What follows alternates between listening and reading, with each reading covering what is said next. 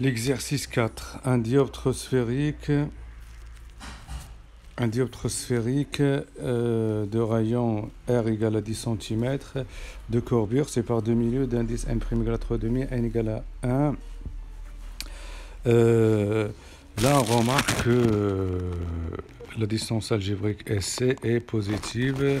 Il s'agit bien d'un dioptre qui est convexe, n' supérieur à n. Le dioptre est convergent. Déterminer les positions des foyers, il faut passer par le calcul. Le calcul donne f' égale à 3r et f égale à moins 2r. La dioptrie, la vergence égale à 5 dioptries. Phi est positive, ça veut dire que le dioptre est donc convergent.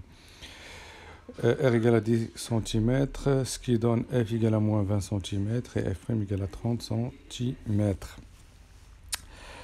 Maintenant, il faut calculer et dessiner la position de l'image d'un objet AB placé A.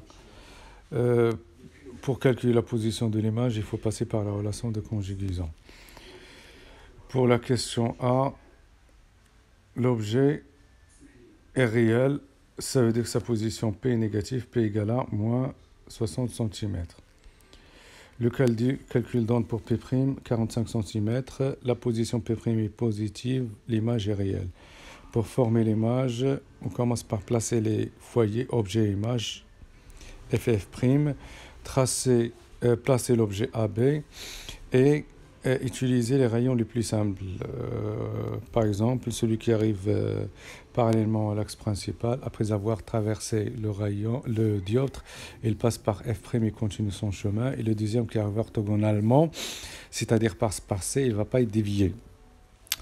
On peut même utiliser le rayon qui passe par P, qui est issu de B et passe par F. Après avoir traversé le dioptre, il redevient parallèle. Donc là, on a une formation d'une image qui est réelle, qui est renversée. Pour la question B, on a toujours un objet réel, P égale à moins 10 cm, P' égale à moins 30 cm, d'après le calcul. La position est négative, une image qui est virtuelle. Donc pareil, pour le tracé, on va utiliser les mêmes rayons. Les rayons physiques, ils ne vont pas se rencontrer, mais le deuxième rayon avec le prolongement des premiers rayons, ils vont se couper et former une image qui est virtuelle dans le même sens que l'objet. Pour la question C, on a un objet virtuel, P égale à 5 cm. Le calcul donne P' égale à 6 cm. Ça veut dire qu'on a une image qui est réelle.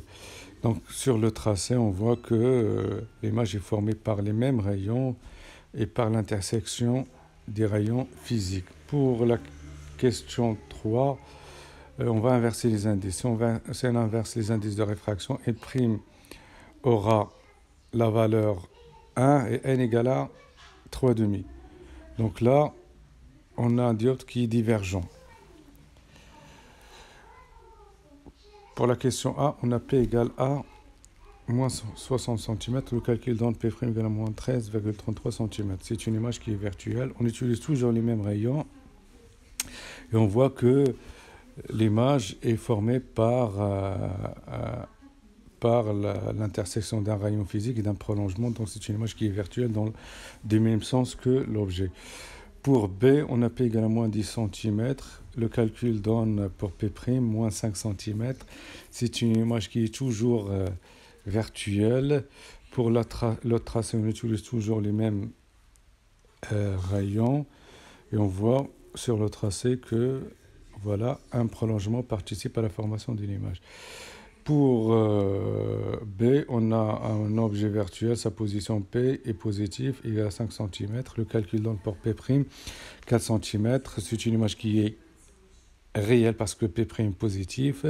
Et on voit sur le tracé que l'image est formée par l'intersection des rayons physiques. Merci.